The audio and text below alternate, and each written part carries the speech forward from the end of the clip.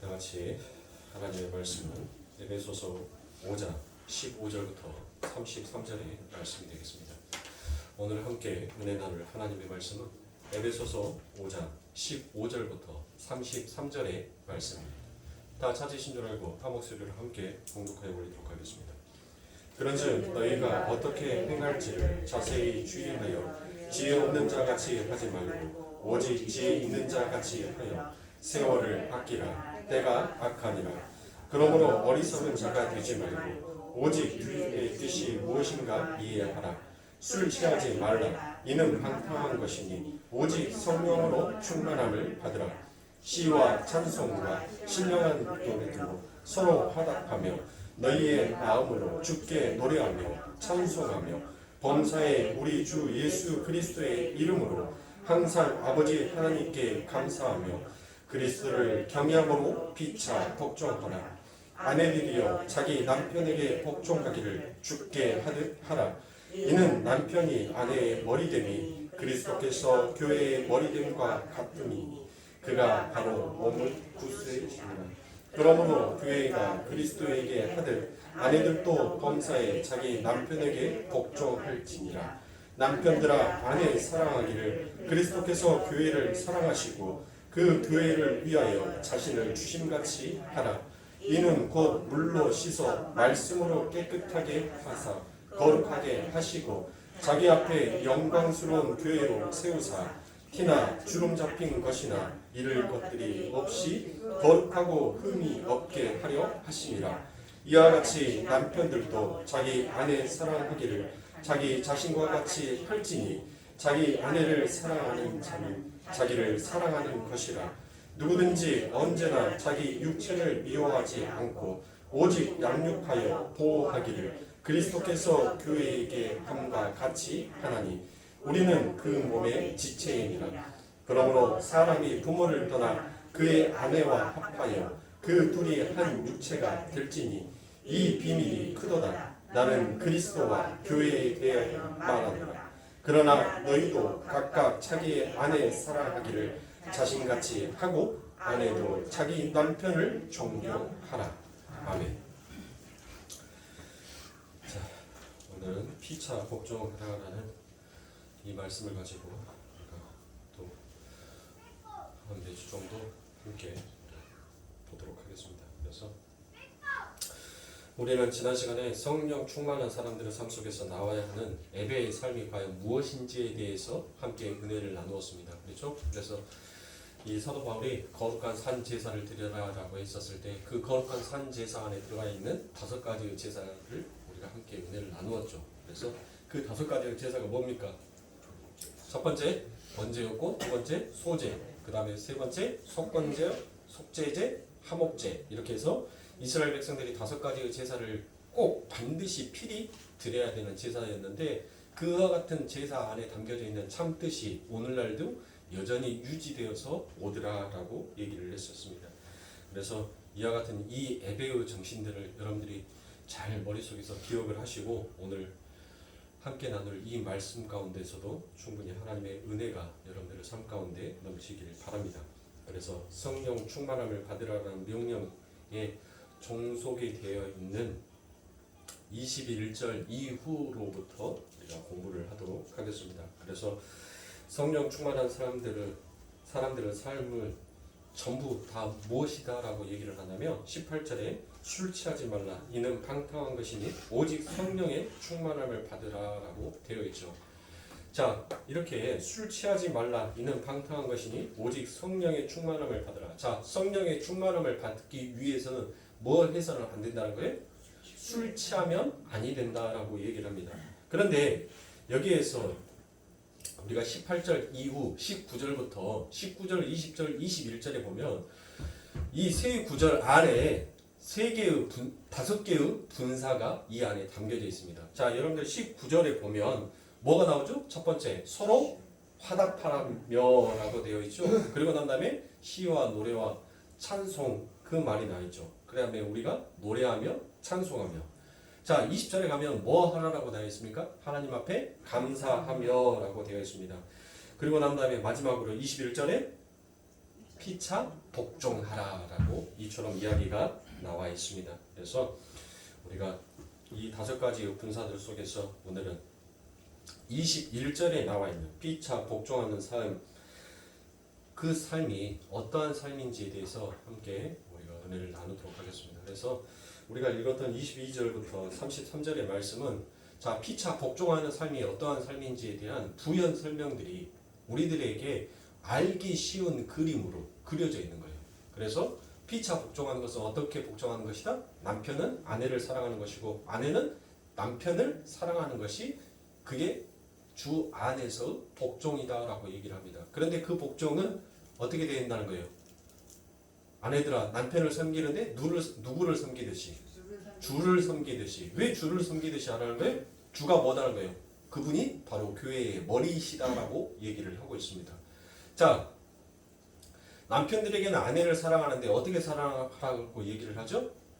그리스도께서 교회를 사랑한 것처럼 남편들아 네 아내를 그렇게 사랑하라라고 이렇게 얘기를 합니다. 자, 그러면 여러분들 보세요. 왜 18절에 보면은 술 취하지 말라라고 얘기를 해놓고 그게 성령 충만한 삶이다라고 이야기를 하면서 바로 21절에 피차 복종하라라고 이처럼 얘기를 하냔 말이에요. 그러니까 지금 현재 이 사도가 우리들에게 무엇인가 의도적으로 얘기를 하고 싶은 게 있죠. 그렇죠? 그러니까 피차 복종하는 삶도 어떤 삶이다인가요? 성령 충만함을 받은 예배자의 삶이다라고 그와 같은 얘기를 하면서 왜 술 취함과 지금 이야기를 하냐고요. 그러니까 무엇을 대조하고 있어요? 술 취함과 세상의 것과 지금 대조하고 있단 말이에요. 자, 여러분들이 과거에 술을 드셔봤으면 아시다시피 술을 먹어본 사람들은 알 거예요. 술을 먹고 취하게 되면 그 술 취한 사람에게 나오는 특징이 있습니다. 어떤 특징이 있죠? 술 취한 사람은 절대 복종할 수가 없습니다. 술 취한 사람은 그때부터 자기가 이 세상의 왕이 돼요. 그러니까 아무도 안 무서운 거예요. 아무도. 경찰도 안 무서워요. 술 취한 사람들 보십시오. 왜 경찰들과 싸우는가? 안 무서우니까 싸우는 거예요. 법도 안 무서워요. 자기가 법이에요. 그러니까 항상 술 취한 사람들은 복종을 할 수가 없는 것입니다. 그렇죠? 자, 여러분들 보세요. 이 술 취함이 단순히 술에 취한 것만이 술 취함이 아니다라고 제가 얘기를 했습니다. 또 어떠한 삶이 술 취함이다라고 얘기를 했죠? 제가 술 마셔서 꼭 술 취해 있는 사람만 술 취한 자다라고 얘기를 하지 않았죠? 자, 어떠한 것이 술 취한 것이다라고 얘기를 했냐면 우리가 아버지 하나님을 절대 의존하면서 살아야 되는 우리의 삶이 하나님을 의존하지 아니하고 내 자신을 의존하면서 살아가는 그 자가 바로 술 취한 자와 똑같다라고 얘기를 합니다.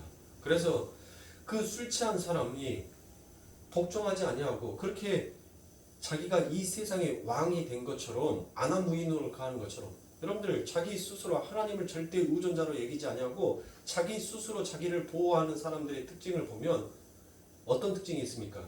스스로 강한 척합니다. 자기 스스로 강한 척 표현하면서 나타내더라는 것입니다. 왜? 그게 자기를 지킴이다라고 믿고 있기 때문에 그래서 이 세상의 사람들은 스스로를 보호하기 위해서 힘을 키웁니다. 그리고 힘을 키우는 것을 마치 자기의 강함처럼 착각을 해서 나타내고 있는 것입니다. 그러니까 지금 이 사도는 바로 하나님 앞에 복종할 수 있는 자는 오직 어떠한 자만 복종할 수 있다는 거예요. 술 취하지 아니하는 자, 성령에 충만한 자만이 하나님의 말씀에 복종할 수 있다라고 얘기를 하는 것입니다. 그러니까 우리들의 신앙의 삶 가운데 있어서 여러분들의 삶 가운데 있어서 하나님의 말씀 앞에 복종할 수 있느냐 복종하지 못하느냐 그것은 딱 뭐예요? 내가 술 취한 자의 삶, 이 세상 가운데 살아가는 자의 삶을 살아가고 있으면 절대로 내 삶 가운데서는 뭐가 나올 수가 없어요? 하나님의 말씀 앞에 복종할 수가 없습니다. 또 내가 성령 충만한 자의 삶을 살 때는 하나님의 말씀 앞에서 나는 절대 복종할 수 있는 삶을 산다라는 것을 지금 이 사도가 극명하게 우리들의 삶 가운데 나타나는 죄와 선이 무엇인지에 대해서 극명하게 나타내고 있어요. 그러면 여러분들 이 피차 복종하라는 말은 무슨 말이에요? 여러분들 이 피차 복종하라는 말은 단수가 아니에요. 복수예요. 복수. 그러니까 이 이야기는 어떤 이야기냐면 지금 하나님께서 우리들에게 너 율법 지켜라고 우리들만 하나님의 입장에서 하나님이 독단적으로 법을 만들어서 너 이 법을 지켜라 라고 만들어 놓은 것이 아니다라는 것입니다. 하나님께서 먼저 그 법을 지키시고 너와 나는 이 법을 함께 지켜가는 자로 성장해 나아가야 한다는 것을 보여주는 거예요. 그 그림을 보여준 것이 누구였어요? 우리 예수님이지 않습니까? 우리 예수님께서 빌립보서 2장에 가면 제가 좀 이따 빌립보서 2장의 말씀을 읽어드리겠지만 우리 예수님께서 빌립보서 2장에 가면 어떻게 했어요? 오직 그분은 한 마음 한 뜻을 품고 누구의 영광을 위해서? 하나님의 영광을 위해서 자기의 모든 것들을 종처럼 낮추어 버리시고 오직 하나님의 말씀 앞에 복종한 자의 삶을 살았다는 것이에요. 그러니까 예수님께서 먼저 사셨으니까 너희들도 뭐 할 수 있다는 거예요. 우리도 그 예수 능력이 우리 안에 임하여 있으므로 우리도 하나님의 말씀 앞에서 복종하는 자, 성령 충만한 자의 삶을 살 수 있다라고 얘기를 하는 것입니다. 그러니까 여러분들 다시 여러분들에게 말씀드리지만 이 성령 충만한 자의 삶, 그리스도의 삶에 있어서 반드시 이 복종이라는 것은 여러분들 내가 해도 그만이고 안 해도 그만이 아니에요. 이거는 우리들의 삶 가운데 있어서 내가 하나님의 백성, 내가 예수를 믿는 자다라고 하면 반드시 우리 안에 나와야 되는 책임과 의무인 것입니다. 이 복종은. 자, 여러분들 우리 대한민국은 남자들이 군대를 갑니다. 의무적으로 가요. 지원제가 아니라 의무입니다. 강제 징용을 하듯이 그 나이가 딱 되면 여지없이 영장이 날라오고 영장이 날라오면 신체 검사를 받고 강제 징용하듯이 그 날짜에 맞춰서 복무에 끌려가서 갑니다. 자, 그렇게 군대에 간 내가 이 세상 가운데에서 아무리 날고 기었다 하더라도 그 계급장 앞에서는 여러분들 그 사람이 아무리 지식이 똑똑하고 아무리 그 사람이 잘났고 아무리 빽줄이 좋다 하더라도 그 계급 앞에서는 여러분들 뭐 해야 돼요? 절대 복종해야 돼요. 그 절대 복종을 하지 않으면 그 계급 사회에 있어서 군법에 의해서 그는 엄한 처벌을 받게끔 되어 있어요. 그렇죠? 그러니까 군대에 가서 내가 군 복무를 한다는 것은 뭡니까? 나이가 가지고 있는 나의 모든 것을 버려버리는 것과 똑같은 거예요. 그래서 그 군대에 간 모든 젊은이들이 그 계급 앞에서 복종을 하면서 그 시간, 그 복무를 책임과 의무를 다해서 그 의무를 다 지키지 않습니까?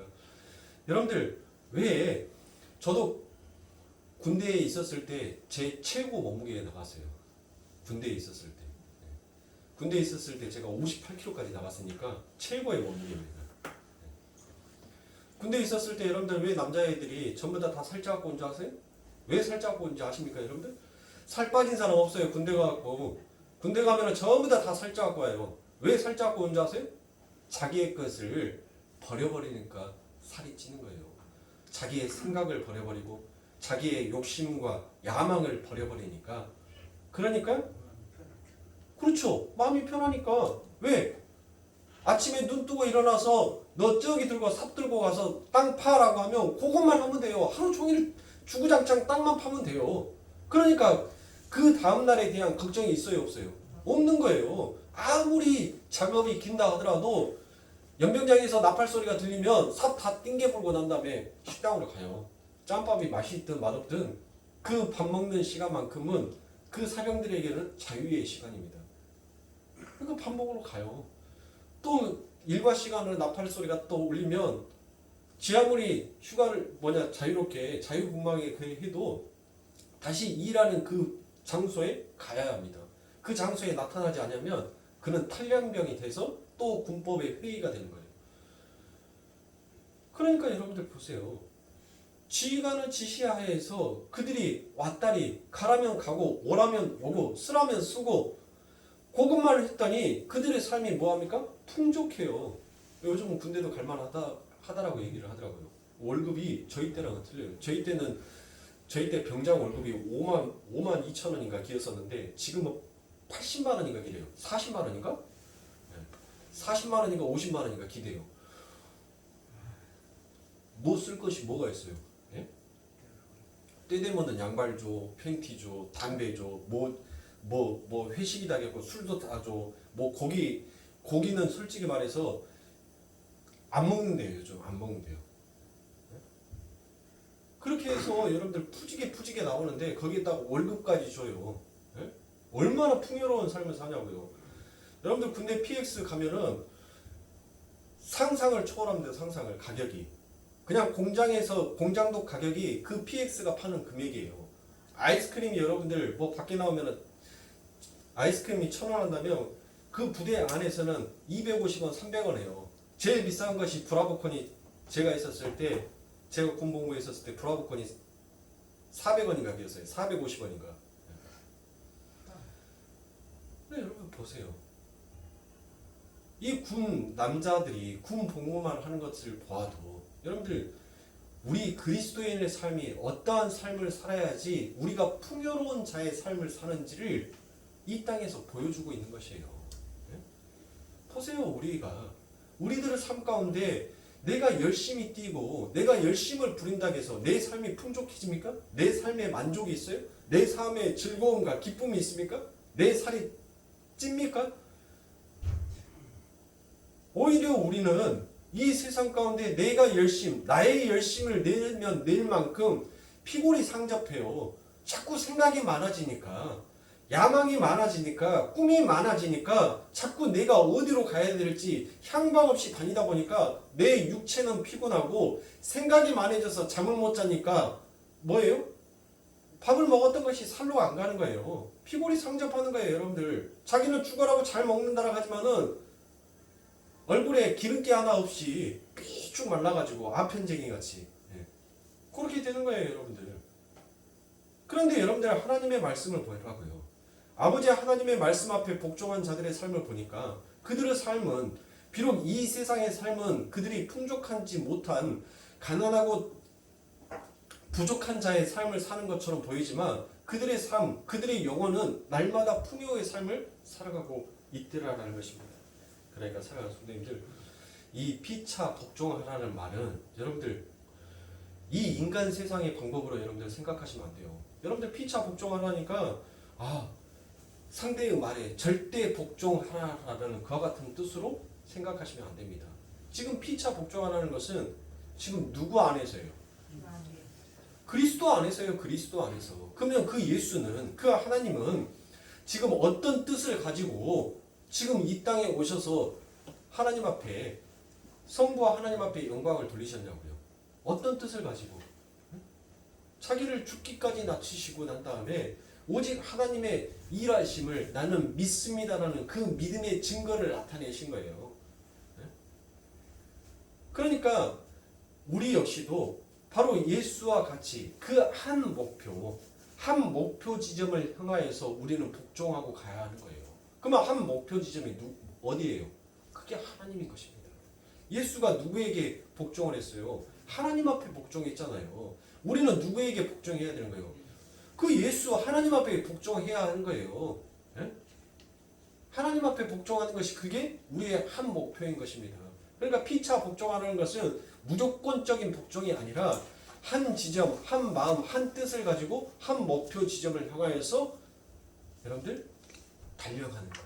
그게 바로 복종인 것입니다. 그런데 그 복종 안에는 무엇이 담겨 있어요? 어떤 게 담겨 있어요? 우리 예수님의 삶 가운데 보면 여러분들 예수님의 삶이 어떠한 삶을 사셨죠? 자기의 이익을 위해서 남을 가감하게 짓밟아 버리는 그와 같은 삶을 사셨습니까? 아니죠. 정반대의 삶을 사셨지 않습니까? 자기를 버리시고 자기를 헌신하고 그리고 남을 살려내는 자의 삶을 사셨지 않습니까? 그 예수 삶 가운데 헌신과 봉사의 삶이 나오더라는 것입니다. 즉 피차 복종하여서 오직 하나님의 영광을 위해서 살아가는 자의 삶 가운데에서는 무엇이 담겨져 있냐면 나를 죽여서 다른 사람을 살려내는 그와 같은 삶의 희생 정신이, 그 예배의 정신이, 그 제사의 정신이 깃들어져 있어야 한다라는 것입니다. 그래서 우리는 술 취한 사람들처럼 자기 자랑을 위해서 이기적인 삶을 사는 사람들이 아니라 상대방의 유익을 위해 나를 복종시키는 삶을 살아야 하는 그와 같은 그리스도인이다라는 이야기입니다. 그래서 제가 아까도 말씀드렸던 것처럼 빌립보서 2장 5절부터 8절에 너희 안에 이 마음을 품어라 곧 그리스도 예수의 마음이니 그는 근본 하나님의 본체시나 하나님과 동등됨을 취하는 것으로 여기지 아니하시고 오히려 자기를 비워 종의 형체를 가져 사람들과 같이 되었고 사람의 모양으로 나타나셨으며 자기를 낮추시고 죽기까지 복종하셨으니 곧 십자가에 죽으심이라 라고 얘기를 하셨습니다. 그렇죠? 자, 우리 교회가 이 땅에 존재해야 하는 이유는 바로 우리가 하나님의 자녀로 다듬어져 가는 그 신앙의 여정을 통해 다른 이들이 함께 뭐를 받게 하기 위해서요? 복을 받게 하기 위해서인 것입니다. 그래서 창세기 12장 1절부터 3절에 보면 여호와께서 아브라함에게 이르시되 너는 너의 본토 친척 아비집을 떠나 내가 네게 지시한 땅으로 가라. 내가 너로 큰 민족을 이루고 네게 복을 주어 내 이름을 창대케 하리니 너는 복의 근본이 될지라. 너를 축복하는 자에게는 내가 복을 내리고 너를 저주하는 자에게는 내가 저주하리니 땅의 모든 족속이 너를 인하여 복을 얻을 것이니라 하신지라라고 되어 있습니다. 자, 여러분들 하나님께서 이 아브라함을 선택했어요. 그리고 아브라함에게 하나님의 은혜를 부어줬습니다. 하나님께서 그 아브라함에게 그 복의 근본된 그 은혜를 베풀어 줬던 것은 뭐예요? 아브라함만 이 땅에서 잘 먹고 잘 살다가 하나님의 백성으로 하나님께서 데리고 가신다는 겁니까? 아니죠. 하나님께서는 반드시 이 땅에 뭐가 필요한 거예요? 하늘에서 내려오는 축복의 통로가 필요했던 것입니다. 그래서 하나님께서는 그 아브라함을 이 땅, 이 악한 세대, 저주받은 사람들 가운데서 하나님께서는 필히 창세전에 그들을 선택하시고 그들을 통하여서 하늘의 긍휼과 하늘의 은혜와 축복이 하늘의 진정한 복이 그들의 삶을 통하여서 이 땅에 흘러내려오기를 바라셨던 것이었어요. 그래서 하나님께서는 지금 이 아브라함은 누가 선택한 자예요? 하나님께서 선택한 자예요.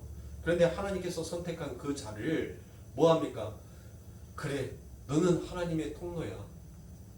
너는 하나님께서 지금 쓰고 있는 하나님의 일꾼이야 라고 인정하는 자, 하나님의 일을 인정하는 자, 그것처럼 하나님을 인정하는 자는 뭐를 받는다고요? 축복을 받는다는 것입니다.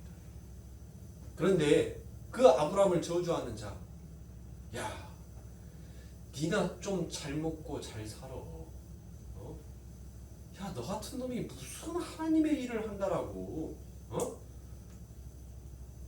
그렇게 우리는 쉽게 정죄하거나 판단해서는 아니 된다는 것입니다. 꼭 그것은 누구를 원망하는 것과 누구를 판단하는 것과 똑같아요? 하나님을 판단하는 것과 똑같다는 것입니다. 인간은 하나님을 판단할 수 있는 존재가 아니에요. 인간이 선악과를 먹고 인과율에 의해서 하나님을 판단해버리면 그 즉시 그는 죽을 수밖에 없는 자라는 거예요. 죽어있는 자라는 거예요. 자, 그래서 인간이 왜 아버지 하나님의 생명으로만 사는 자, 그 자가 산 자다라고 성경은 이야기하는지에 대해서는 제가 이번 주 주일날 여러분들에게 말씀드리도록 하겠습니다. 그래서 우리는 이렇게 나를 통해 남의 유익을 얻게끔 존재하게 되어 있는 사람인 것입니다. 여러분들 신앙의 문제도 마찬가지입니다. 우리의 신앙의 문제에 있어서 우리가 정말 여러분들 자랑할 것이 무엇이 있겠습니까? 어떤 것을 우리가 자랑할 수 있겠어요? 여러분들에게 주어진 그 믿음이 여러분들의 것입니까?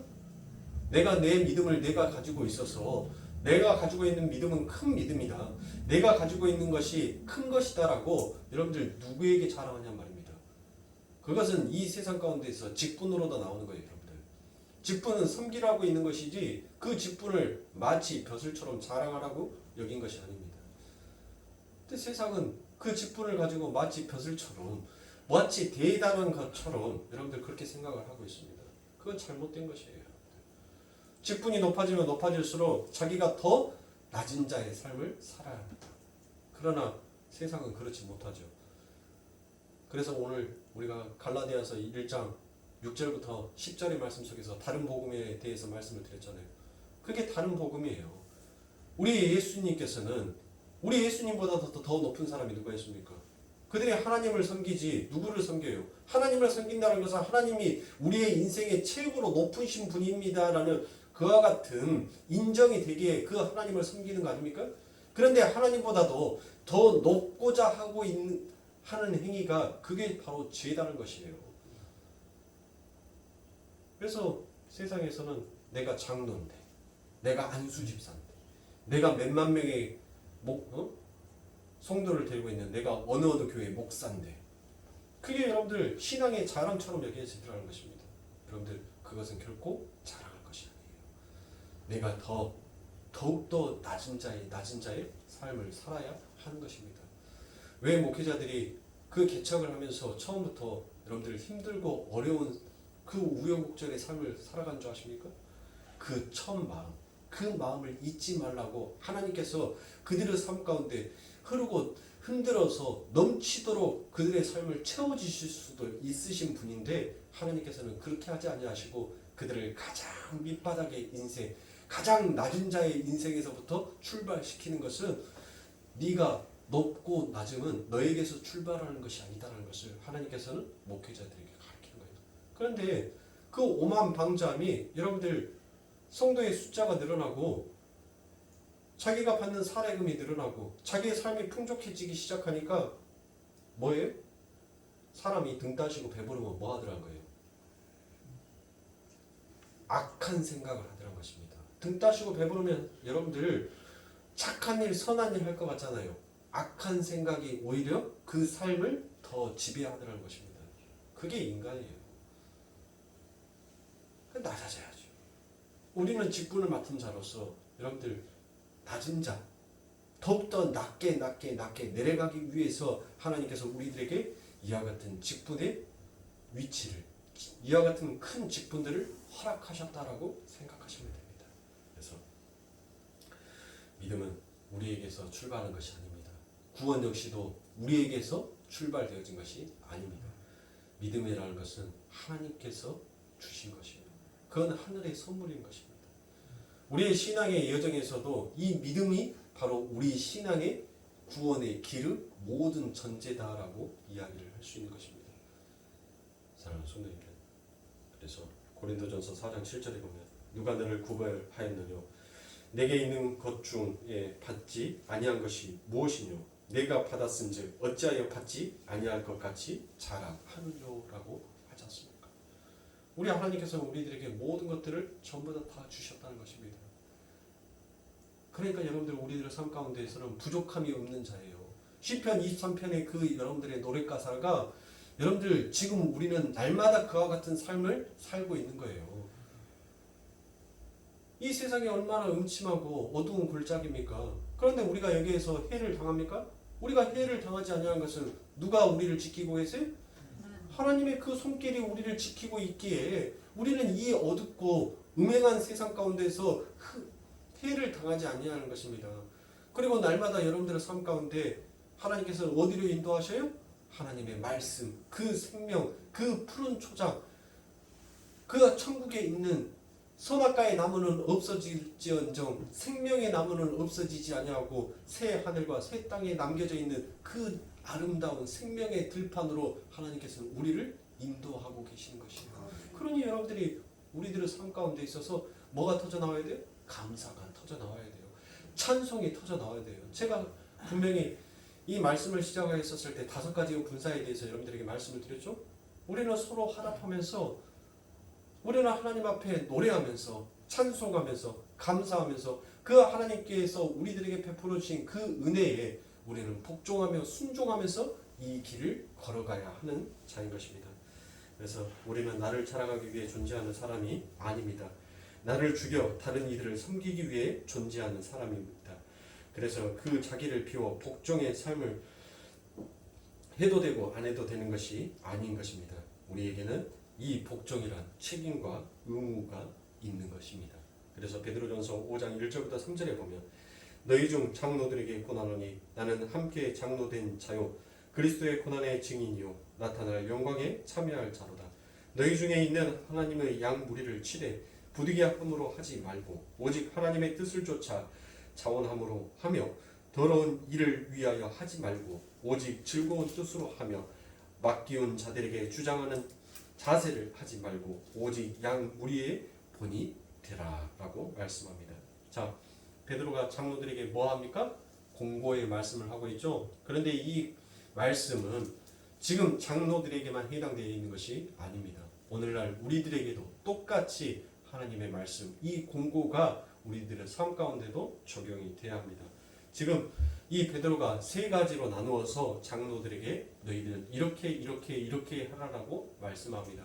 그 첫 번째가 뭡니까? 하나님의 양무리를 섬기되 억지로 하지 말고 기쁨 마음으로 섬기라라고 얘기를 하죠. 그리고 난 다음에 두 번째로 자기의 이익을 취하려고 하지 말고 즐거운 뜻으로 섬기라라고 얘기를 합니다. 그리고 세 번째로 주장하고 다스리려 하지 말고 본이 되어라라고 이처럼 얘기를 합니다. 그러니까 성령 충만은 자기를 낮추며 양보하며 기다리며 섬기는 삶이 바로 성령 충만한 피차 복종 삶이다라는 것입니다. 로마서 15장 5절부터 7절에 보면 이제 인내와 안위의 하나님이 너희로 그리스도 예수를 본받아 서로 뜻이 같게 하여 주사 한 마음과 한 입으로 하나님 곧 우리 주 예수 그리스도의 아버지께 영광을 돌리게 하려 하노라. 그러므로 그리스도께서 우리를 받아 하나님께 영광을 돌리심과 같이 너희도 서로 받으라라고 되어 있습니다. 여러분들 로마서 15장 7절에 보면 맨 마지막 부분에 서로 너희도 서로 받으라라고 되어 있는데 여기에서 받으라라고 되어 있는 것이 바로 헬라어로 프로스 람바노입니다. 프로스 람바노.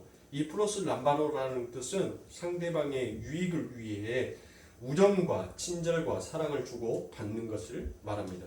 그래서 우리들의 삶은 좋은 일에서도 항상 뭘 해야 되는 것이에요?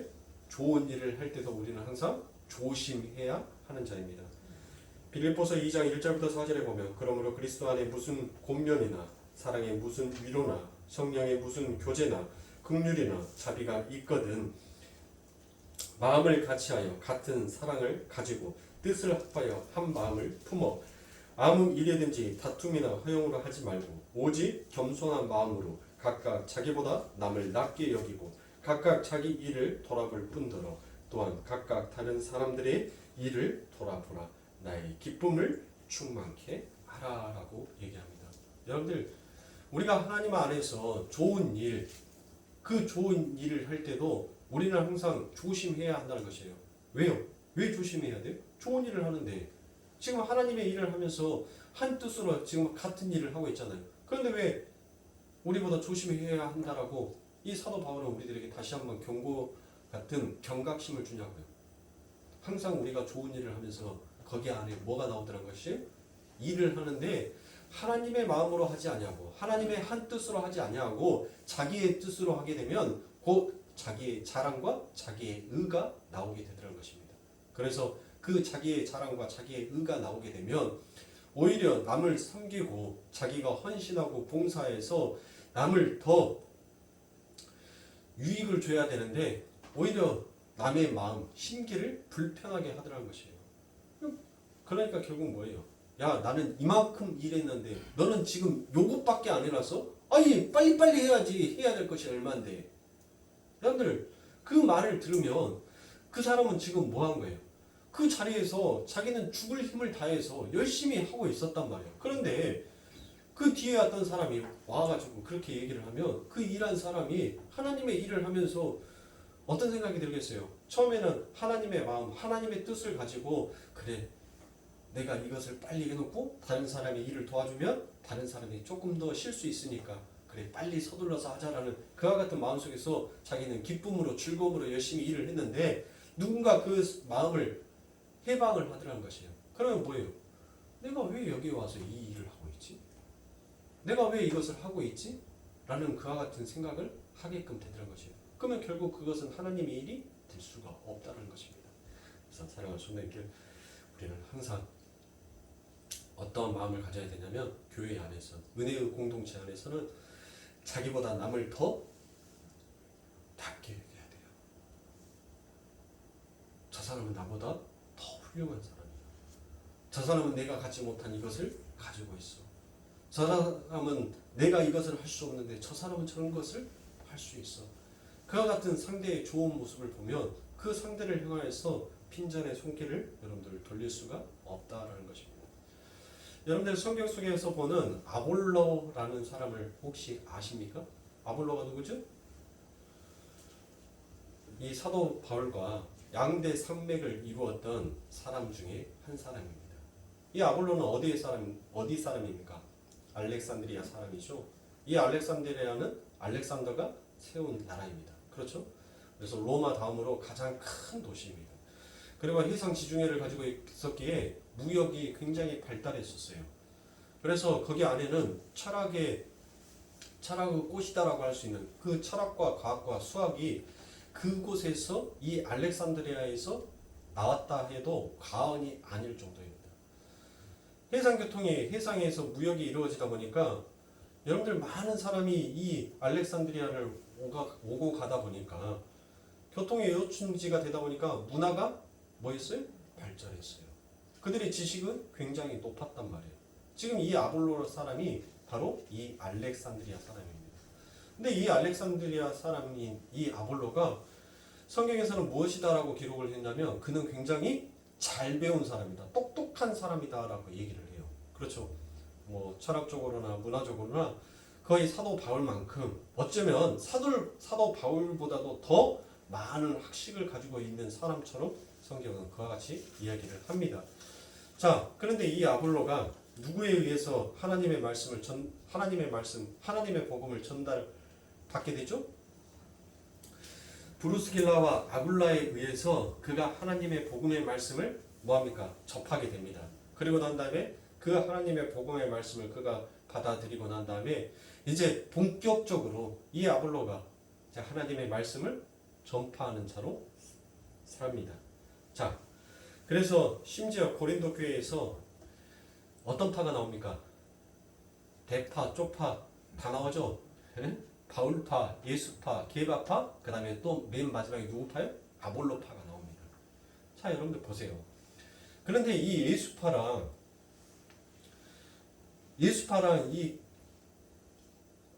이 바울파랑 이 아볼로파가 두 개가 여러분들 이 고린도 교회는 누가 세운 교회예요? 고린도 교회는 지금 사도 바울이 세웠단 말이에요. 사도 바울이 세운 교회가 고린도 교회예요. 그렇죠? 그런데 이 바울과 이 바울파와 지금 아볼로파가 항상 다툼이 일어나요. 어떤 다툼이 일어나냐면 야, 네 스승이 말한 것이 맞다. 아니다. 우리 스승이 얘기한 것이 맞다라는 서로 간에 질투심이 있었단 말이에요. 그런데 그 질투심을 이 바울과 이 아볼로가 과연 몰랐을까요? 알았겠죠. 한 교회 안에서 똑같은 양대 산맥이 하나님의 말씀을 들고 일어나는데 알았단 말이에요. 이 둘도. 그런데 여러분들 바울의 입장에서는 어찌 보면은 더 손해였던 것일 수 있는 게 뭐냐면 이 바울은 언변이 좋지는 못하였어요. 그러니까 하나님의 말씀을 전달을 하는데 참 유티 있게 재미있게 잘 전하지를 못했단 말이에요. 너무 말을 잘하는 말 주변이 없었어요. 그래서 이 사도 바울이 하나님의 말씀 그 설교를 하는데 누가 떨어지죠? 유두라는 그 젊은이가 이 사도 바울의 설교를 듣다가 뭐합니까? 졸다가 떨어져 죽습니다. 그러니까 여러분들 얼마나 설교가 딱딱하고 위트 있지 못했으면 사람이 좋냔 말이에요. 저도 회개를 했어요. 내가 얼마나 설교를 못하면 저렇게 성도들이 좋을까? 졸게 만든 좋은 사람이 나쁜 것이 아니라 졸게 만든 내가 나쁜 놈이다. 제가 그렇게 회개를 했습니다. 그래서 열심히 졸 사람들은 조십시오. 제가 위트 있게끔 말이 바뀌어지기 전까지는 어쩔 겁니까? 천하장사도 이 내려오는 눈꺼풀을 이기질 못하는데 누가 이 눈꺼풀을 이기겠습니까? 제가 조금 더 하나님이 저에게 위트 있게 유머스러운 감각을 주신다면 제가 좀 바뀌겠죠. 자, 그런데 이 아볼로는 이 바울처럼 여러분들 지식도 많았지만은 굉장히 언변이 좋았어요. 말을 잘했단 말이에요. 그래서 이 아볼로가 했던 얘기에 대해서 사람들이 거의 같이 바울과 같은 똑같은 두 개의 태양처럼 그 교회 안에 여겼습니다. 자, 고린도전서 3장 3절부터 5절에 보면 너희가 아직도 육체에 속한 자로다. 너희 가운데서 시기와 분쟁이 있으니 어찌 육신에 속하여 사람을 따라 행함이 아니니 어떤 이는 말하되 나는 바울에게라 하고 다른 이는 나는 아볼로에게라 하니 너희가 사람이 아니니라. 그런즉 아볼로는 무엇이며 바울은 무엇이며 저희는 주께서 각각 주신 대로 너희로 하여금 믿게 한 사역자들이니라라고 얘기합니다. 그러니까 사도 바울도 이 아볼로도 너희들이 지금 시기와 투쟁 속에서 분리될 필요가 없다는 거예요. 지금 뭐 한다는 거예요? 하나님의 한 뜻, 한 마음을 품고 지금 너희들은 이 사람에게서 부족한 것을 이 사람이 지금 채워주고 있으니까 이 사람에게서 먹지 못했던 양식을 이 사람에게서 먹으면 되고 이 사람이 가지고 있지 아니하는 그 부족한 부분을 나에게서 와서 채워서 우리들은 하나의 공동체로 한 뜻을 붙고 한 복음 안에서 한 하나님을 섬기면서 우리가 가야 해도 발불 판국에 너희가 어찌 이 세상 사람들이 당파를 나누듯이 그렇게 지금 하나님의 말씀 앞에서 파를 나누고 있느냐라는 이와 같은 말을 하고 있는 것입니다.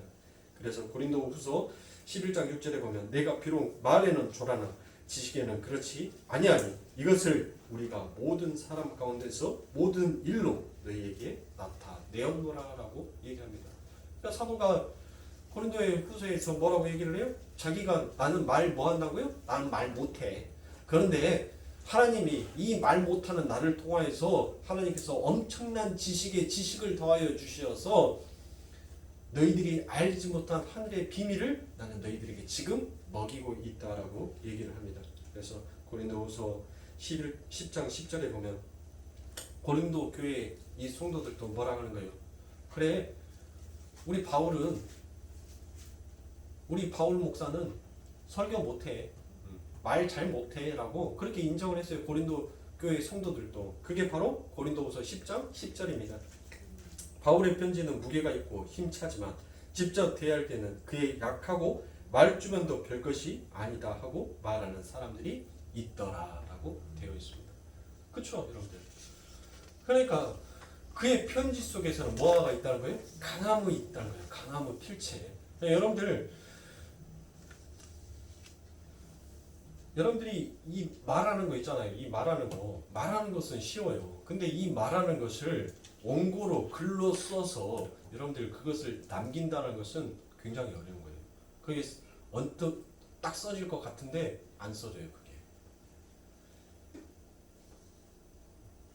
그래서 고린도전서 16장 12절에 형제 아볼로에 대하여 저더러 형제들과 함께 너에게 가라고 내가 많이 권할 때 지금은 갈 뜻이 일절 없으나 기회가 있으면 가리라라고 얘기합니다. 자, 이 말은 무슨 말이죠? 고린도전서 16장에서 나오는 이 말씀은 자, 고린도 교인들이 지금 사도 바울에게 누구를 보내달라고 청한 거예요? 아볼로 좀 보내달라고 얘기를 합니다. 그러면 이 사도 바울이 자기가 세운 교회잖아요. 하나님의 복음의 말씀을 가지고 이 고린도 교회를 세웠단 말이에요. 자기의 공력이 들어갔잖아요. 그러면 세상의 생각으로서는 어때요? 괘씸한 생각이 들 거 아닙니까? 야, 내가 그 교회를 개척을 해놨는데 지금 너희들이 나를 찾아도 시원찮을 판국에 지금 누구를 보내달라고? 그렇게 얘기하는 것이 사람의 인지상정 아닙니까? 그런데 여러분들 사도는 뭐합니까? 전혀 그와 같은 마음, 그와 같은 뜻을 품지 아니하였어요. 그리고 아볼로에게 가서 뭐랍니까?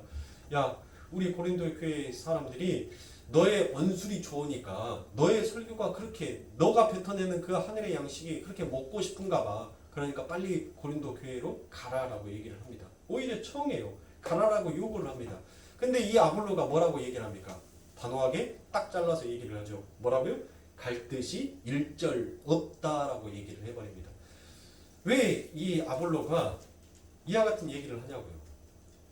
이 아볼로는 사도 바울처럼 그의 지식과 언변이 풍부하면서도 불구하고 항상 고린도에서 보면은 이 아볼로는 누구 뒤에 자주 숨냐면 바울 뒤에 자주 숨어요.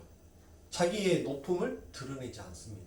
그리고 하나님께서 지금 큰 뜻, 하나님의 큰 영광을 위해서 지금 쓰시고 계시는 분은 진짜 하늘의 종 사도는 지금 너야. 내가 아니야. 하나님은 너를 통해서 지금 일하고 싶지 나를 통해서 일하고 싶은 게 아니야. 그래서 자기를 죽기까지 낮추어버리고 항상 바울을 높인 것입니다. 고린도 교회에서 충분히 그의 요청을 받았음에도 불구하고 아볼로가 갈 수 있어요. 갈 수 있는데 그가 거절한 이유는 뭐예요? 하나님의 사자, 여호와의 부르심을 받은 그 하나님의 사자, 그 사도 바울을 높여주기 위해서 자기가 갈 뜻이 없다라고 얘기를 합니다. 그래서 고린도전서 4장 6절부터 7절에 보면 이 사도 바울이 다시 편지를 써서 이야기를 합니다. 형제들아, 내가 너희를 위하여 이 일에 나와 아볼로를 가지고 본을 보였더니 이는 너희로 하여금 기록한 말씀 밖에 넘어가지 말라 한 것을 우리에게 배워 서로 대적하여 교만한 마음을 먹지 말게 하려 함이라. 누가 너를 구별하였느냐? 내게 있는 것 중에 받지 아니한 것이 무엇이뇨? 내가 받았은즉 어찌하여 받지 아니한 것 같이 자랑하느뇨라고 얘기를 합니다. 자, 이 사도 바울이 뭐라 합니까? 나와 아볼로를 가지고 본을 보였다라고 얘기합니다. 그러니까 뭐 하는 거예요? 너희 시기하고 질투할 필요가 없다는 거예요. 누구를 본받으란 거예요? 나와 아볼로의 이 모습을 본받으란 거예요. 서로가 서로를 위해서 얼마나 희생을 하면서 얼마나 한 뜻, 한 마음을 품고 지금 그 한 길을 걸어가고 있는지 너희 지금 사도 바울인 나와 이 아볼로의 모습을 보면서 너희가 본받으라는 것입니다. 그러니까 너희의 마음속에서 시기하고 질투하지 말라는 거예요. 사랑하는 성도님들, 우리도 마찬가지예요. 운명의 공동체, 이 예배당 안에 모여있는 이 교회의 공동체는 여러분들 시기하고 질투할 필요가 있어요, 없어요? 네. 근데 시기하고 질투를 왜 해요? 네? 왜 하냐고요? 목사가 누가 한 명 이렇게 만져주면 그거 갖고 시기해. 왜 나는 안 만져주고 저 사람만 만져줘? 이씨, 나만 비교해. 왜 그렇게 질투하시냐고. 목사가 하나님이에요? 아니에요, 여러분들. 그냥 스쳐가면서 아이고 오셨습니까 하고 이렇게 바쁘니까 그냥 이래 그렇게 인사하고 쑥 하고 이렇게 지나갈 수도 있어요. 여러분들 그거 갖고 시기 질투할 것이 아니에요. 여러분들은 하나님의 말씀 앞에 더 다가가지 못하는 내 마음, 그 죄에 대한 것과 시기 질투를 하셔야죠. 그렇죠? 자, 여러분들, 그래서 에베소서 5장 21절에 뭔 말이 나오는 거예요? 피차 복종하라라는 그와 같은 말이 나온 거죠. 그래서 이 피차 복종하라는 말은 결국 뭐라는 거예요? 자기를 낮추어서 남의 유익을 구하게 하고 그 유익은 오직 하나님의 영광이 드러나게 하는 그 일이더라라는 것입니다. 그게 바로 하나님의 말씀 앞에 복종하는 자의 삶인 것이고 그게 바로 성령 충만한 자의 삶이다라고 얘기를 하는 것입니다. 사랑하는 성도님들, 여러분들의 삶 가운데 이처럼 세상 가운데 여러분들 복종하려 하지 마시고 오히려 하나님의 말씀 앞에서 복종하십시오. 세상 가운데에서는 담대하게 살아가시고 하나님의 말씀 앞에서는 복종하는 자의, 순종하는 자의 그와 같은 모습으로, 약한 자의 모습으로 살아가세요. 우리는 항상 반대로 가졌습니다. 하나님 앞에서는 강한 척하고 세상 가운데에서 약한 척하고 우리는 항상 이 세상의 원리와 반대로 뒤집어서 전병 뒤집듯이 뒤집히는 인생을 살아야 되는 것이 우리의 인생이라는 것을 여러분 잊지 마시고 세상의 방법, 세상의 원리, 세상의 이치를 따라서 여러분들 살려 하지 마시고 오직 성경에 기록되어 있는 그 하늘의 이치를 따라서 하늘의 것을 바라보며 하늘의 것을 소망하시면서 살아가시는 사랑하는 성도님들의 삶이 되시길 주님의 이름으로 축원합니다.